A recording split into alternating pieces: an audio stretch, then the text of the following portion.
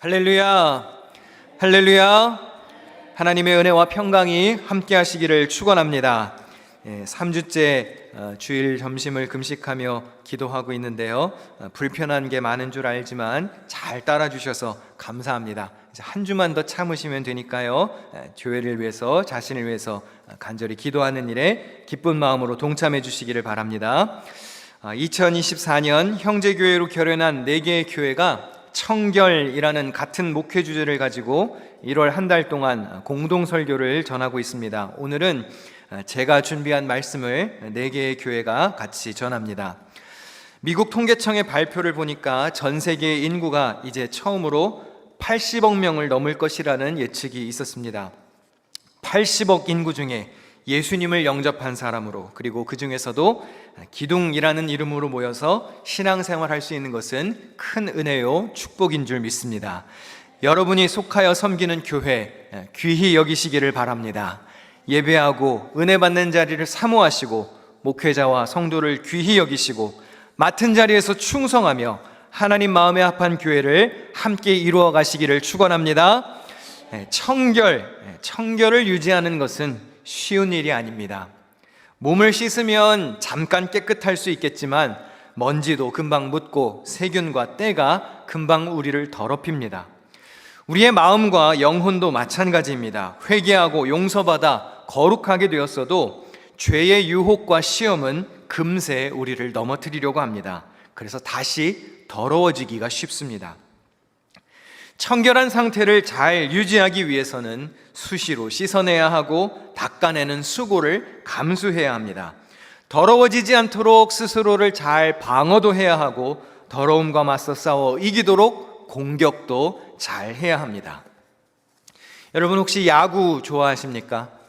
여기 가까운 곳에 야구장도 있어서 많이들 가시는 줄 아는데요, 야구 선수들의 꿈의 무대이자 현존하는 프로야구 리그 중 최고로 간주되는 메이저리그 베이스볼, 여기에 한국 선수들도 종종 좋은 계약을 맺고 뛰어난 성적을 거두기도 하죠.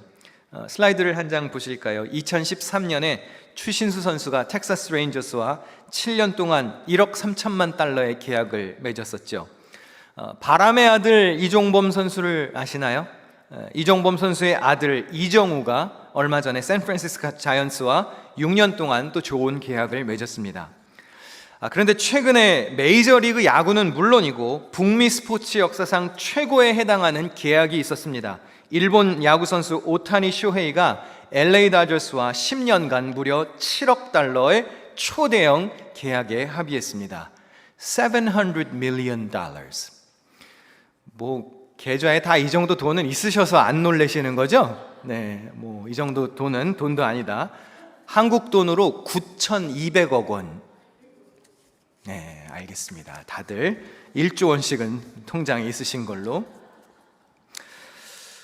저런 돈을 어떻게 하면 다 쓸 수 있을까요? 오타니 선수가 왜 이렇게 큰 계약을 맺을 수 있었을까요? 그의 장점이 뭐길래? 오타니는 타자도 할 수 있고 투수도 할 수 있는 이른바 이도류 선수입니다. 사실 투수와 타자 중 한쪽만 잘해도 성공합니다. 근데 둘 다 잘하기도 사실 진짜 쉽지 않은데 두 역할을 수준급으로 해내면서 거의 새로운 야구 회기를 개척했다고 해도 과언이 아닙니다. 이도류라는 표현은 일본 검술에서 나오는 표현인데요, 양손에 무기를 들고 싸우는 방식을 말합니다. 최근 스포츠계에서는 두 가지 포지션을 우수하게 소화하는 선수를 지칭할 때 사용합니다. 우리도 살다가 보면 오타니 선수처럼 2개 이상의 칼을 자유자재로 휘둘러야 하는 상황들이 옵니다. 여러분, 일도 잘해야 하고 공부도 잘해야 하고 가정도 돌봐야 하고 개인 활동도 신경 써야 하고 거기다 신앙생활도 잘하셔야 하죠. 세상은 한 가지만 잘해서 되는 세상이 아닙니다. 신앙생활 역시 공격도 잘해야 하고 방어도 잘해야 하는 이도류의 삶이라 할 수 있습니다. 성경은 마귀의 간계를 대적하기 위해 하나님의 전신갑주를 입으라고 말합니다. 그리스도인들이 갖추어야 할 무장을 이렇게 소개합니다. 에베소서 6장 14절부터 같이 읽어보시겠습니다. 시작. 진리로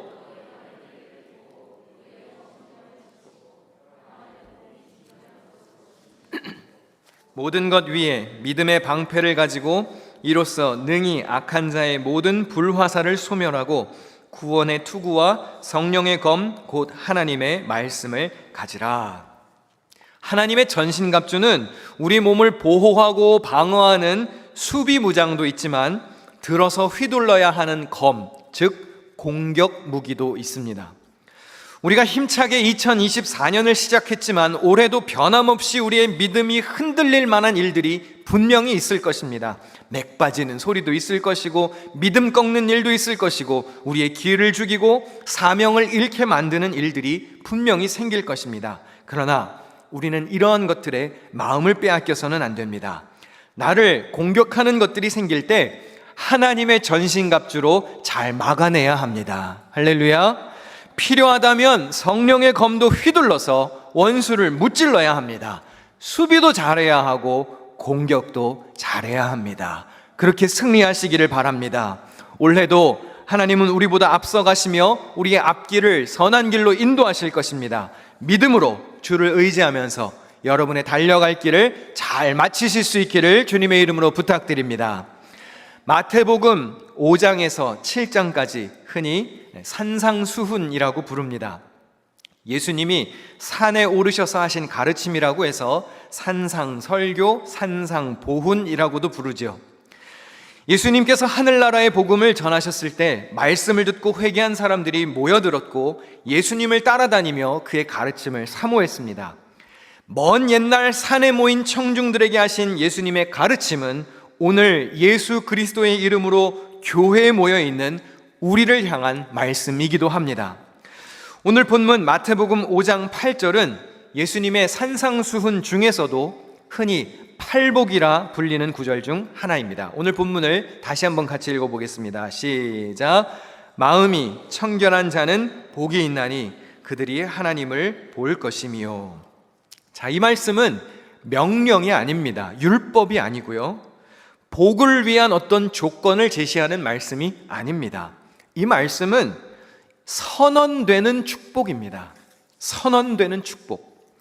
팔복의 말씀 몇 구절을 한번 같이 보실까요? 마태복음 5장 3절에서 5절까지 다 같이 읽습니다. 시작.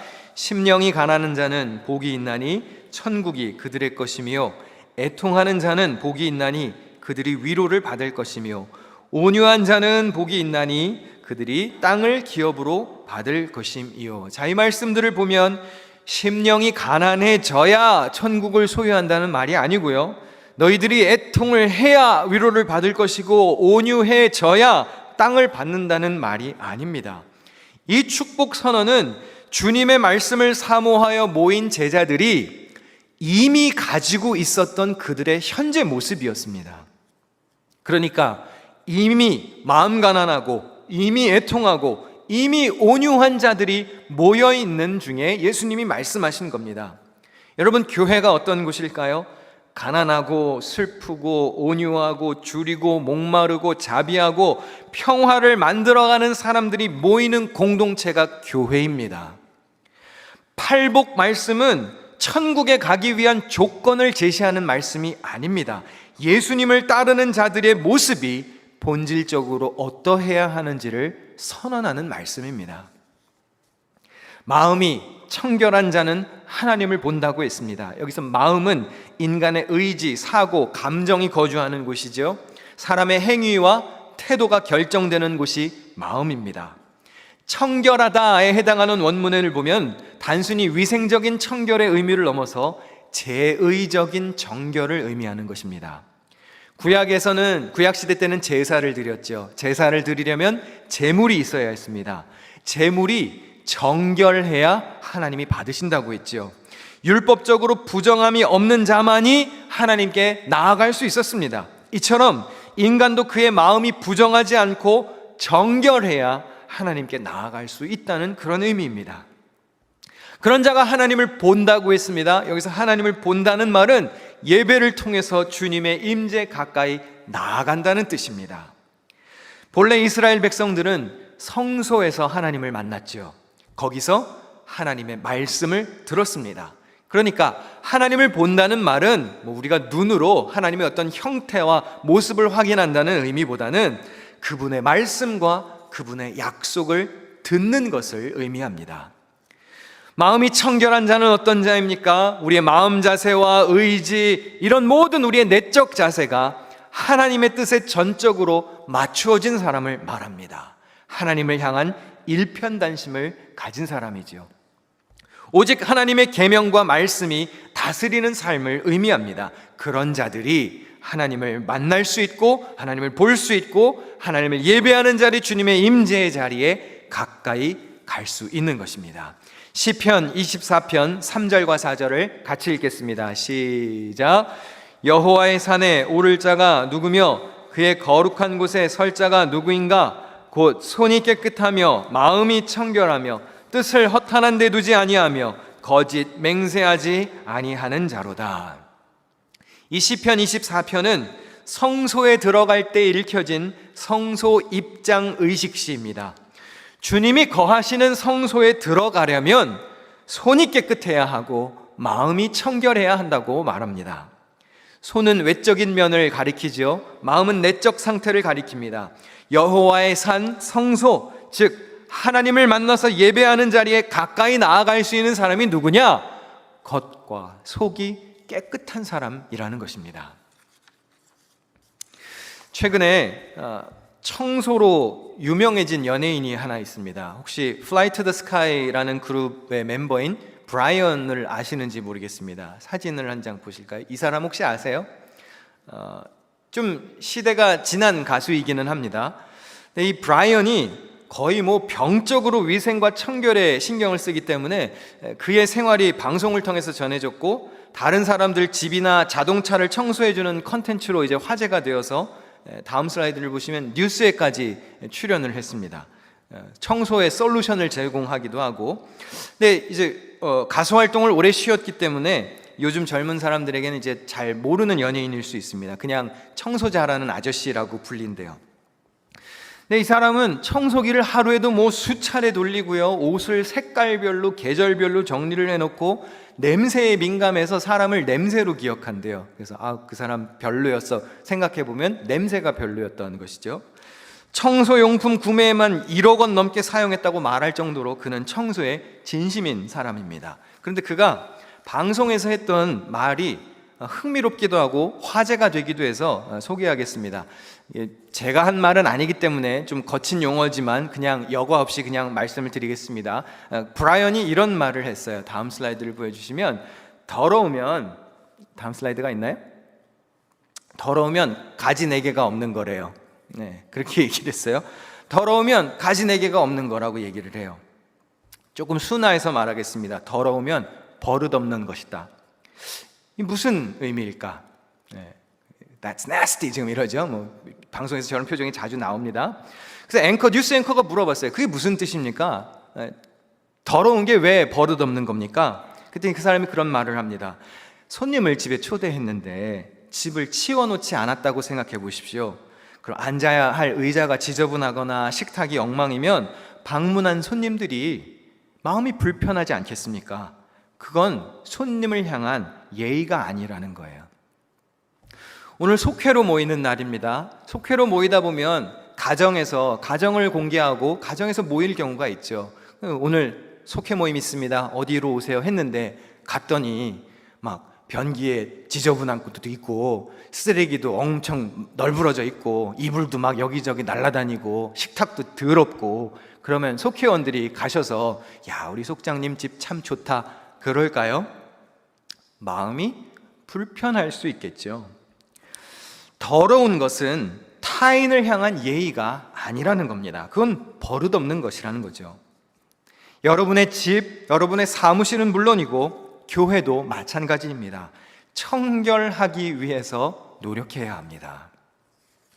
제가 자주 반복해서 강조합니다. 여러분이 교회에서 사용하는 물건 쓰셨으면 잘 정리해 놔야 됩니다. 여러분이 드신 것이 있으면 뒤처리를 잘 해야 합니다. 교육부서에서, 속회에서, 선교회에서, 새가족팀, 찬양대, 찬양팀, 각종 부서와 팀이, 아니면 내가 설령 혼자 왔다가 갔을지라도 내가 머물렀던 공간은 깨끗하게 해놓아야 합니다. 지난주 설교를 기억하시죠?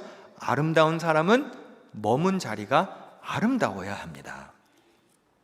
주중에 여러분들은 이제 예배 마치고 주중에 열심히 일터에 나가서 일하시지만 저는 주중에 계속 교회에 있잖아요. 그럼 제가 이제 여기저기 구석구석 방마다 돌아다녀 봅니다. 이 방은 어떻게 생겼고 이 방은 어떻게 정리가 잘 돼 있나 가보면 잘 정리되어 있는 방들도 있지만 갈 때마다 지저분한 방도 있어요. 한때는 이 교역자들이랑 이렇게 모여가지고 돌아가면서 방을 하나씩 치웠던 적도 있습니다. 오늘은 이 방을 정리합시다. 그래서 열심히 몇 시간씩 땀 흘려서 청소해놔서 깨끗하게 해놓으면 요즘엔 안 해요. 왜냐? 일주일만 지나면 원래대로 돌아가더라고요. 이게 우리가 할 게 아니다. 교인들이 같이 청결하게 깨끗하게 쓰도록 계속해서 반복해서 알려주는 수밖에 없다. 여러분, 우리 교회 건물이 오래되었습니다. 근데요, 건물이 오래되고 낡은 게 문제가 아니더라고요. 사용하는 사람이 문제입니다. 어떤 사람은 지저분한 곳에 갖다 놓으면 그 지저분한 곳을 잘 깨끗하게 정리해서 사용합니다. 그런데 어떤 사람은요, 지금 막 새롭게 레노베이션을 마친 깨끗한 새 공간에다 갖다 놔도 일주일이면 엉망을 만들어 놓는 이가 있습니다. 여러분, 우리가 교회 이전을 결의하고 추진하고 있지만요, 여러분 잘 들으셔야 됩니다. 여기서 짐 싸들고 나가기 전까지는 여기가 우리 교회예요. 아멘. 여기가 우리 교회입니다. 떠나기 전까지는 최선을 다해서 우리 교회를 사랑하고 아끼고 관리하고 청결하게 해야 합니다. 이 건물을 사려고 하는 단체도 교회입니다. 그럼 우리가 지저분하게 해놓고 가면 되겠습니까? 이왕이면 깨끗하게 해서 다음 사람들이 와서 써도 문제가 없도록 잘 가꾸어야겠죠. 어거스틴이 그런 말을 했습니다. 교회를 어머니로 삼기를 거부하는 사람은 하나님을 아버지로 삼을 수 없다고 그랬어요. 교회는 우리 신앙의 어머니와 같은 곳입니다. 어머니인 교회 없이는 신앙이 제대로 자랄 수가 없지요. 그렇다면 우리 교회를 잘 가꾸어야 합니다. 사랑해야 합니다. 여러분이 먹은 것이 있습니까? 잘 치우셔야 합니다. 어린 자녀들이 놀고 간 자리가 있습니까? 먹은 것, 어질러 놓은 것이 있으면 부모가 치우든지 아니면 자녀들에게 교육해서 깨끗하게 해놓을 수 있어야 합니다. 브라이언의 말처럼 더러운 것은 버릇없는 거예요. 식당을 가셔서 식사를 하실 때에도 선교회가 갔습니까? 속회별로 가셨습니까? 그럼 가셔서 기도하고 드실 것 아니겠어요? 그리고 얘기하면서 집사님, 권사님, 장로님 그러면서 이야기하지 않으시겠습니까? 교회에서 모여서 식사하다 보면 교회 얘기도 나오겠고 목사님 얘기도 나오겠고 아무개 집사님, 권사님, 장로님 얘기도 나오겠죠. 그러면 종업원들이 여러분들이 교회에서 온 것 알지요? 그러면 이왕이면 식사하고 나가실 때 깨끗하게 좀 정리해 놓고 쏟은 거 있으면 좀 닦는 신용이라도 좀 해놓고 그러고 나가면 성의가 보이잖아요. 아멘.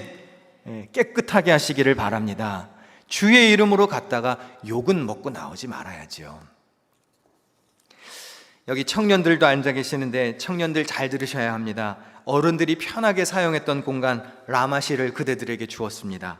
깔끔하게 해놓았고 원래 그 장소를 쓰는 이들은 또 애써 다른 데로 옮겼어요.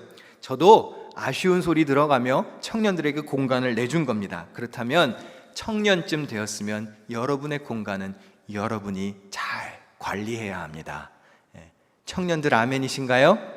청년들쯤 됐으면 누가 해주지 않아요.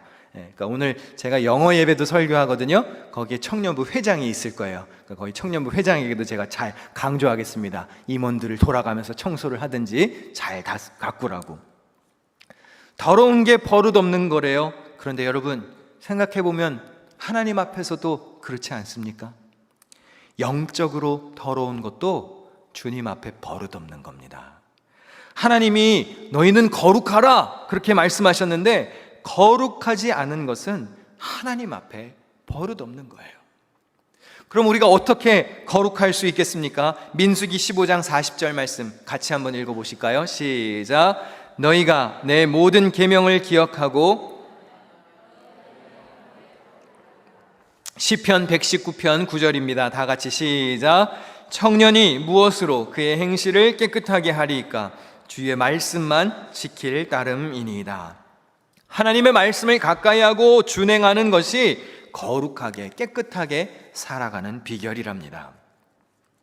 새해 주제가 청결이라고 해서 송구영신 예배를 드리기 전에 저도 집을 청소했고 사무실도 깨끗하게 청소했습니다. 저희 집에는 세 아이가 있습니다. 첫째가 8살, 둘째가 5살, 막내가 3살입니다. 아이들을 앉혀놓고 너희들 새해에는 깨끗하게 살아야 돼. 새해 주제가 청결이야. 그렇게 알려주었어요. 청결이 뭐냐고 묻길래 깨끗하게 사는 것이다 라고 알려주고 방 청소도 시키고 잘 정리하라고 그랬습니다. 저희 아이들은 어린 아이들 치고는 비교적 정리정돈을 잘 하는 편입니다. 아이들이니까 완벽할 수는 없겠죠. 그러나 정리정돈도 잘 하는 편이고 책도 잘 갖다 놓고 장난감도 종류별로 잘 치워놓고 또 자기가 먹은 식기는 싱크대에다가 잘 갖다 놓는 편입니다. 청결하게 살아야 된다는 얘기를 지금 한 달째 계속 했더니 얼마 전에 같은 교육부 친구가 생일이었나 봐요. 그래서 생일 카드를 썼는데 저희 아이가 그 아이한테 그렇게 생일 카드를 썼대요. 저도 들은 얘기예요. 아무개야 생일 축하해. 너 청결하게 살고 있지? 경찰관이 많아요, 여러분. 근데 여러분 한번 여쭤보겠습니다. 저희 집 아이들이 청소 DNA를 가지고 태어났나요? 타고나기를 깨끗하게 태어났을까요? 아니에요. 애들이 정리정돈 잘하는 애들이 어디 있습니까? 왜 잘할까요, 비교적? 그래도 엄마 아빠가 깨끗하게 살려고 노력하는 걸 보고 자랐으니까 그 정도 하는 거겠죠.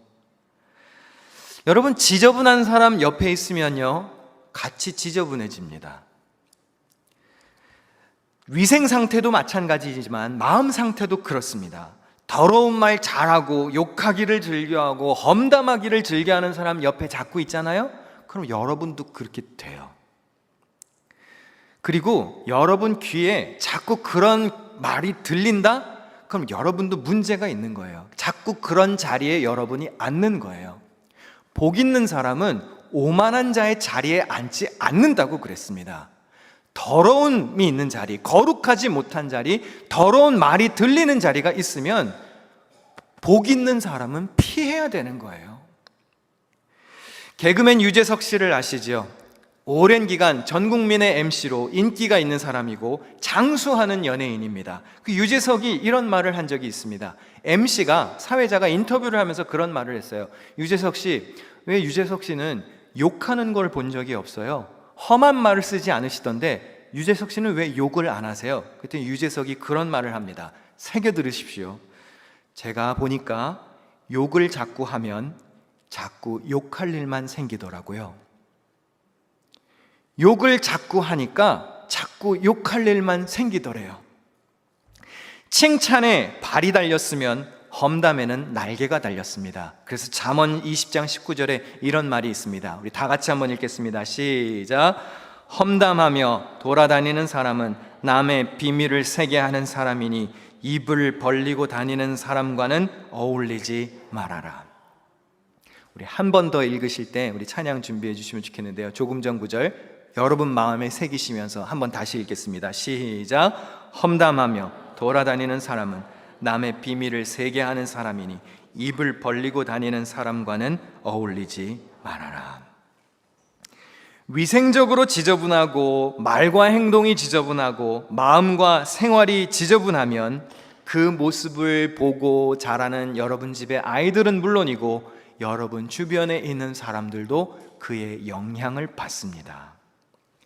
내가 청결하기 위하여서 애쓰고 주변 사람들에게 깨끗한 모습, 거룩한 모습, 정결한 모습을 보이기 위해서 애쓴다면 여러분의 주변 사람들도 그렇게 물들어 갈 겁니다. 아이들이 타고나기를 깨끗해서 정리정돈을 잘하지 않습니다. 한두 번 시킨다고 어디 애들이 듣나요? 한번 얘들아 정리해라 그러면 예 어머니 아버지 저희가 나서서 청소를 하겠습니다. 이 집을 청결하게 만들죠. 그런 애들이 어디 있나요? 다 말 안 듣죠.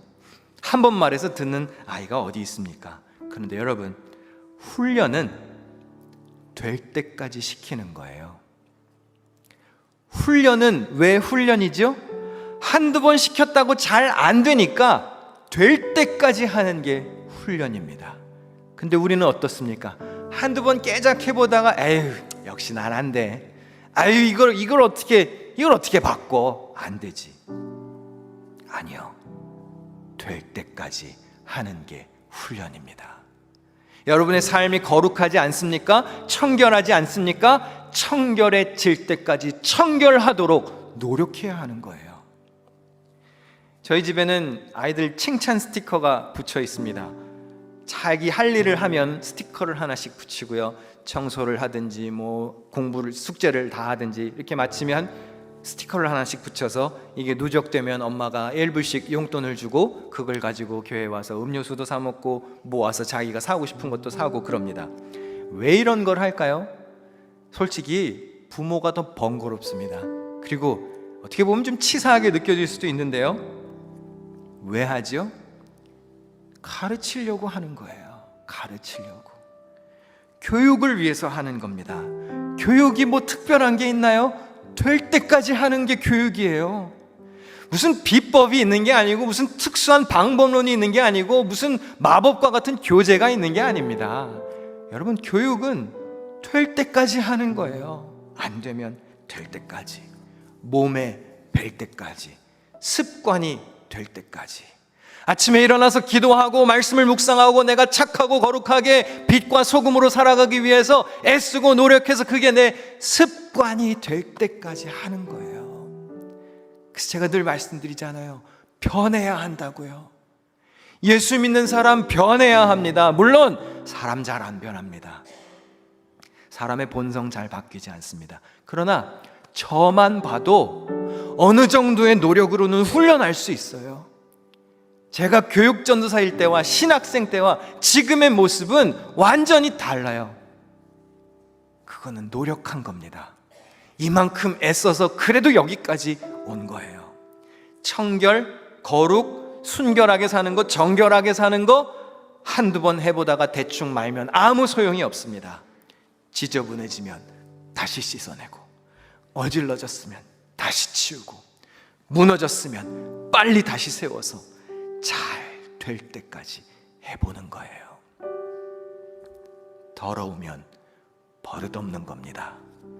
거룩하지 못한 것은 하나님 앞에 죄입니다. 마음을 청결하게 하시기를 바랍니다. 청결한 마음으로 하나님을 만나는 그런 복된 삶의 주인공이 되시기를 축원합니다.